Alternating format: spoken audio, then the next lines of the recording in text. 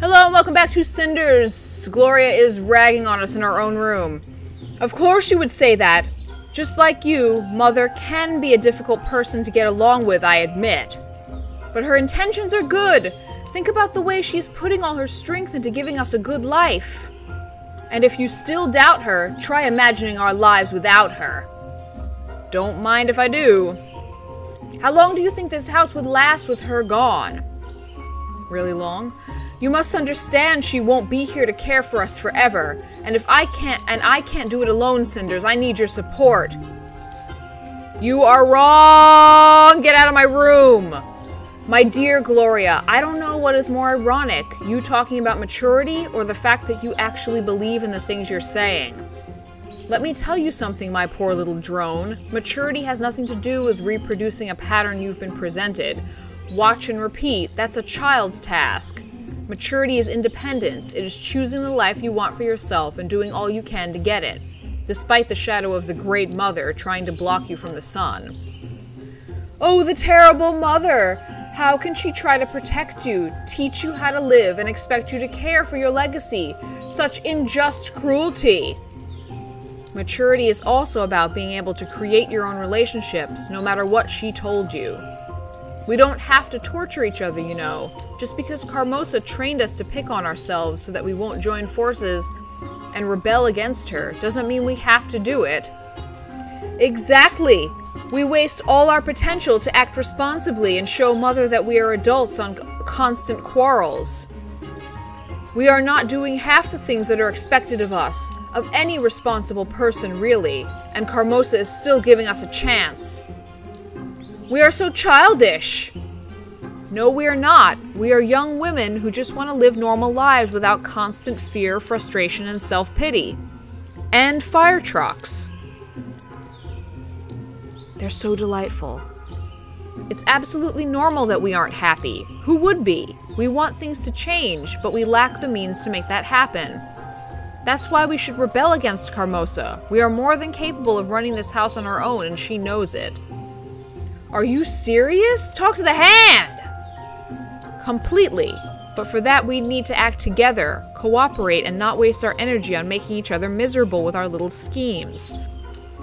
This picture you are painting in front of my eyes seems pleasant, but also not very realistic. It requires one thing which we do not have: mutual agreement. And we will not have that as long as we are not of one mind. That is, as long as Sophia keeps up her silly act. Gloria, I doubt that it is Sophia who we should be worrying about in this situation. I'm having trouble picturing her opposed to anything that would bring us more freedom from Carmosa. No, Gloria, it's you. You are the unknown in this equation. We can't be sure about your loyalties. Now this is something I didn't expect, you behaving just like Sophia. It would seem that you two have much more in common than meets the eye. You both prefer to spend your time criticizing me rather than trying to contribute. You could be helping me, helping us somehow. How can we understand each other if you do not even try? Then maybe you should stop whining about being criticized and start listening. How exactly did you try to communicate with Sophia? How much effort did you put into it? Correct me if I'm wrong, but Sophia isn't exactly the happiest girl in the world. She's broken, deeply wounded by the hate that you and Carmosa poured onto her all through the years. I'm just adding words left and right. Her bitterness and armor of cynicism are like a cry for help. If only you would give her any credit, any recognition, then maybe she'd be willing to help you. She hardly seems interested in... Let me finish. Biatch! Before you judge her with your usual presumptions, tell me this. When was the last time you actually talked with her? Do not be ridiculous, Cinders! I spoke with her as recently as yesterday. I don't mean commenting on house affairs or managing chores, but actually talking, like sisters. You do remember that you two are sisters, right? Or is family only important to you if it allows you to put blame on other people? Alright, I see where this is going. Fine. I'm not really certain when it happened, but we did lose our connection. She seems so alien now. I catch myself thinking about her like a stranger. Her face is like a mask shielding her thoughts from me. I agree that it is unfortunate, and it is not only Sophia's fault that we grew apart. Maybe we could work on changing that. You may be thinking that I'm telling you this to criticize you, but I'm not. All I want is to hear you say things like this, so that we can stop hurting each other all the time. It is the only reasonable thing to do. And you're always the most reasonable one, so it's good that you're willing to give it a try. I think she's lying through her teeth. She's gonna tell Carmosa as soon as she can. And so you recognize it as well. I am the most reasonable. And I am the only one here that actually does anything to keep up the house. That might be just a bit of an overstatement, Gloria. Each one of us puts some work into how this place works, for better or worse. We just have different perspectives, and so we give a different kind of input, but surely you realize how naive that sounds. It is something one might say to a slow child to spare its feelings. I've tried to help you both understand the importance of Carmosa's rules, and yet I seem to be the only one capable of understanding the requirements to keep a proper household. Will nobody ever learn? How long am I supposed to guide you and work alone against the laziness and stupidity of others? Has it ever occurred to you that you might not have all the answers? Because that's the root of the problem right there. You try to be our teacher or a disciplinarian. You have no knowledge that we lack, nor a higher status, and you are not our mother. Stop trying to imitate Carmosa. Is this how you think a sister should act?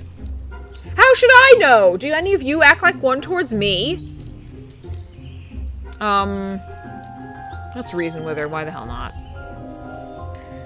Oh, such debate skills you have. Attacking me as a person clearly proves you are the reasonable and logical one. I am not the one at fault here. You are not the only one at fault here. We all are. Reason dictates that all the sides of a conflict contribute to its current state, and so we all did. Let us assume that is correct. What would you propose then? Then Sophia and I would have to admit we were wrong to attack you and hinder your efforts to take care of the house. Oh, so true! You, on the other hand, would have to admit that you blindly mimicked Carmosa rather than using your own reason and abilities to best take care of the house. We all need to change our ways. If things are to improve, blame is not important. Refraining from our old habits and working together is. That does conjure up a good image. I think I would like such a change. One thing, though. Do you really think I mimic Carmosa? Gloria. Gloria, please. Would you stop for a second to think and answer one simple question truthfully? Would you like some more fire trucks? That's the question, Gloria. Can you answer it for me? Don't put your hand on your hip. Don't wiggle your eyes around. Just say whether or not you like fire trucks. Deep within your heart. And what question might that be? What do you like to do? And no, I don't mean something that you feel obligated to do. Not a chore, necessity, or an assignment. What do you like to do? What makes you happy? What do you do just for yourself and nobody else? But what are your goals? Where do you see yourself in the future? She said answer one question. She's asking her like 6. What will you do when Carmosa's not here and you're able to move on? Where do you want to go? I do not know.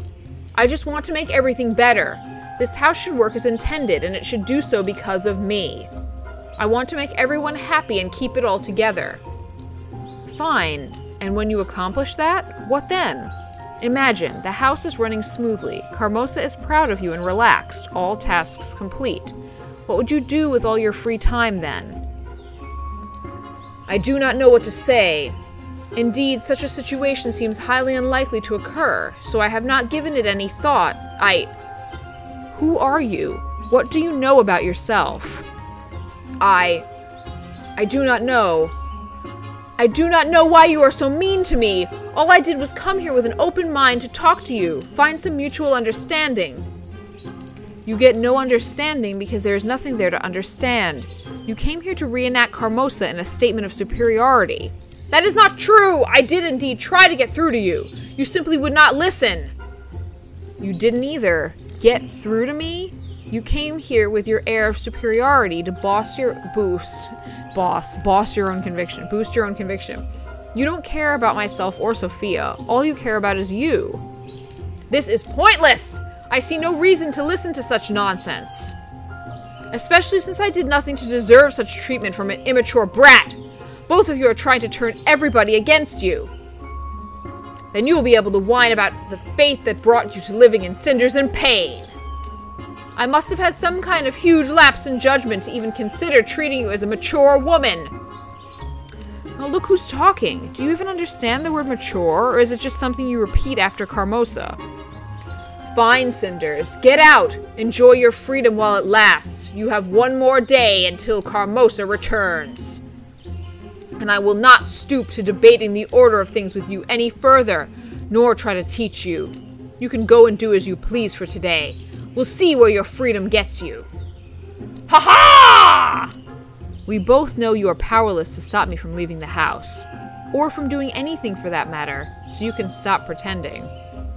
Or did you grow accustomed to pretending too much, pretending to have control, to be self-confident, to be Carmosa? I do not have to listen to this! Goo!